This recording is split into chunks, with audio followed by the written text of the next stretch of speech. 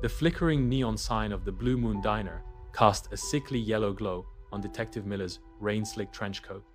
He'd been staring at the crime scene photo for hours. A grainy image of a shattered window, a pool of crimson spreading across the checkered floor. The victim, a young waitress named Sarah, lay sprawled amidst scattered menus and broken plates. It was brutal, efficient, almost surgical. Miller ran a hand through his already disheveled hair. The only clue was a single, muddy footprint near the back door, oddly small for a man's shoe.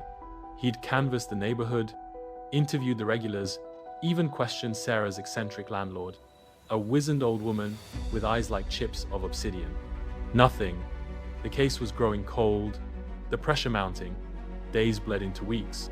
Miller, fueled by lukewarm coffee and the gnawing frustration of a dead end, revisited the diner. He sat at the counter, nursing a black coffee, studying the layout.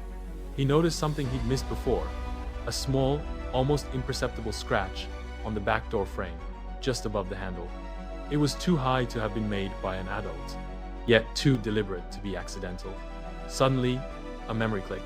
Sarah's landlord had mentioned a young boy, a troubled kid who lived in the apartment above the diner, always sneaking around. A kid who, according to the landlord, wore boots, muddy boots. Miller raced to the apartment building. The boy, barely 14, was home. He was small, slight, with eyes that held a chilling emptiness. The boy denied any involvement, but his nervousness betrayed him.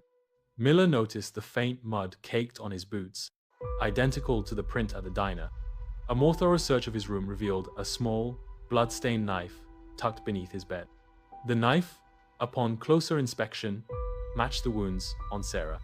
The boy finally broke, confessing to a rage-fueled attack sparked by a simple argument over a stolen candy bar.